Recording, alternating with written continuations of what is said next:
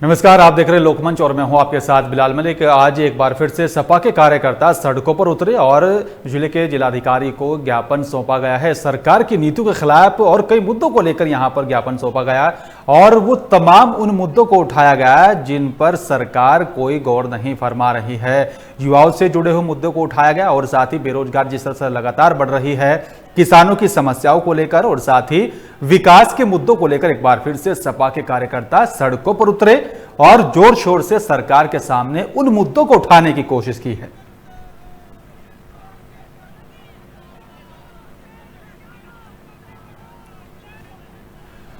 और इसी खबर पर तमाम जानकारी के लिए राघवेंद्र दुबे साहब, सपा के नेता, हमारे साथ फोन लाइन पर जुड़ रहे हैं। राघवेंद्र जी, आपका स्वागत है। धन्यवाद। राघवेंद्र जी, आज एक बार फिर से सपा के कार्यकर्ता सड़कों पर उतरे, नेता सड़कों पर उतरे सरकार की जन विरोधी नीतियों के खिलाफ। जी, तो क्या कुछ मुख्य मांगी थी सर आपकी? देखिए, मुख्य मांगा क्या है, सरकार से यही किया गया, सरकार को चेताने के लिए ये प्रदर्शन किया गया और ज्ञापन दिया गया कि सर जिस तरीके से एक तो कोरोना महामारी चल रही है, ऊपर से लगातार लोग बेरोजगार हो रहे हैं, युवाओं को नौकरी नहीं है। जिन्होंने वादा किया था पहले कि 2 करोड़ नौकरी देंगे केंद्र में और 70 लाख का वादा किया था योगी आदित्यनाथ जी ने, उत्तर प्रदेश के अंदर हर साल देंगे नौकरी, लेकिन नौकरी मिलने की जगह नौकरी चली गई। लॉकडाउन के 1 महीने के अंदर 12 करोड़ नौकरी चली गई। और ये इस तरीके से है कि लोगों को अपना, युवा हैं जो पढ़ लिख करके जिन्होंने सोचा था कि उनको नौकरी मिलेगी, लेकिन उनका जीवन अंधकार में नजर आ रहा है। ये सारी समस्या है, किसानों की समस्याएं हैं, जहाँ पर किसान को यूरिया नहीं मिल रही, ब्लैक में मिल रही है। यूरिया जो 50 किलो थी उसको 5 किलो इन्होंने कम कर दिया, रेट कम नहीं किया।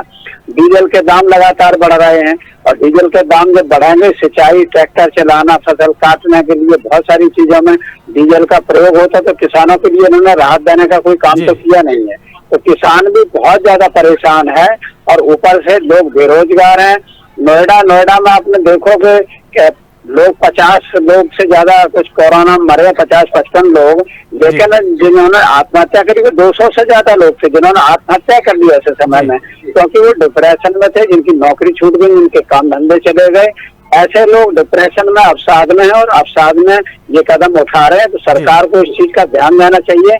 तो मंदिर, मस्जिद, हिंदू मुस्लिम छोड़ करके जो युवाओं का बेरोजगारी हो रही है, उद्योग धंधे जो चौपट हो रहे हैं, उनको कैसे रास्ते पे लाया जाए, इस दिशा में काम करें तो ज्यादा अच्छा होगा। बिल्कुल, लेकिन राघवेंद्र दुबे साहब, लगातार बीजेपी ये दावा करती रही है कि युवाओं को रोजगार दिया जा रहा है, किसानों की जो समस्याएं हैं उन समस्याओं को दूर किया जा रहा है और किसान हितैषी होने का दावा किया जाता रहा है बीजेपी की तरफ से लगातार। देखिए, इनके सब वादे जो हवाई वादे हैं, कागजों पे अच्छे लगते हैं। हर चीज में ये कहते हैं कि विश्व में पहली बार ऐसा किया, 70 साल में पहली बार ऐसा किया।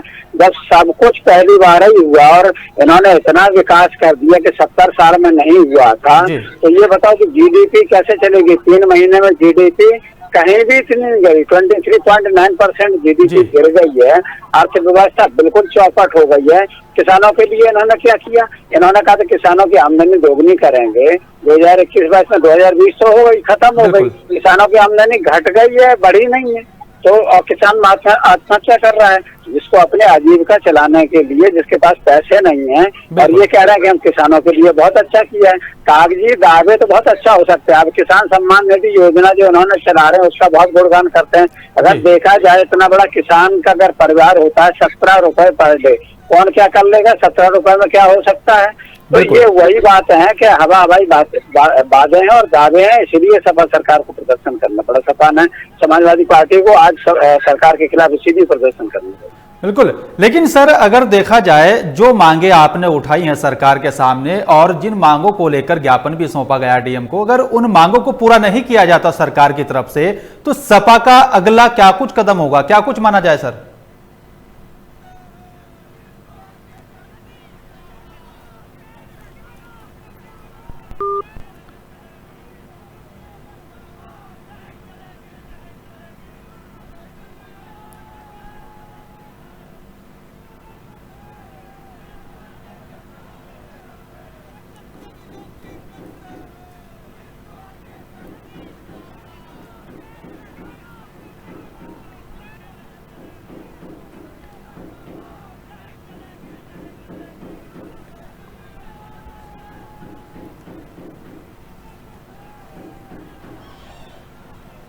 जी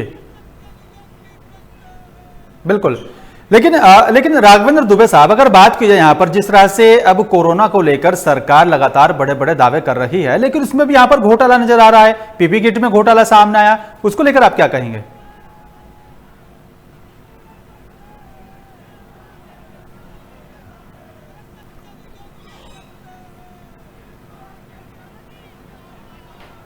जी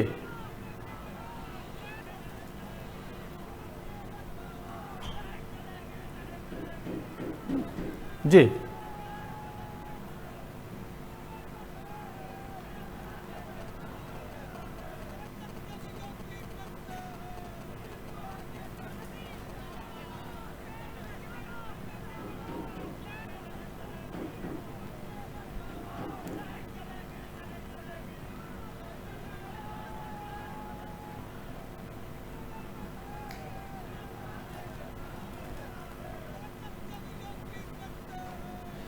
जी सर, आप मुझे सुन पा रहे हैं?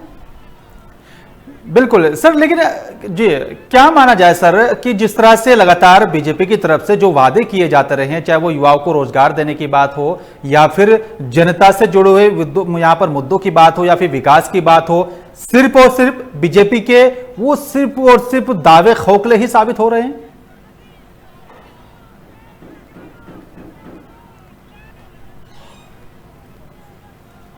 जी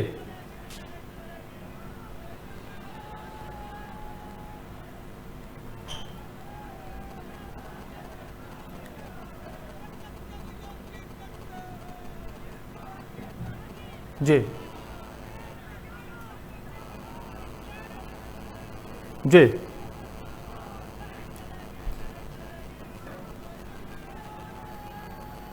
जी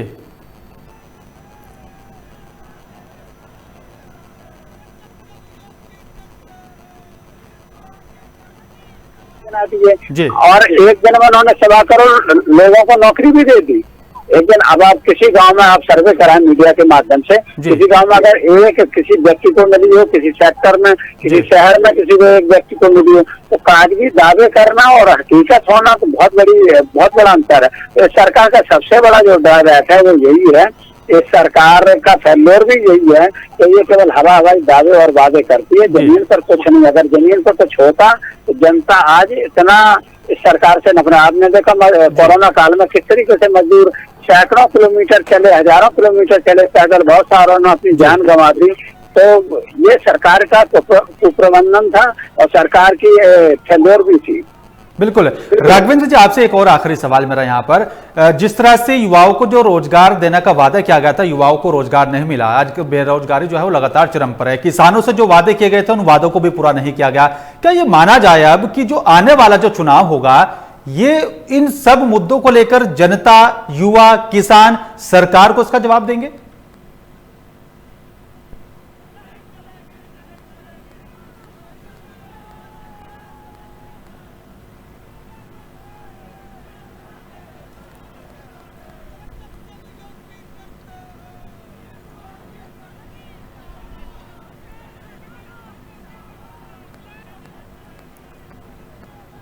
जी बिल्कुल।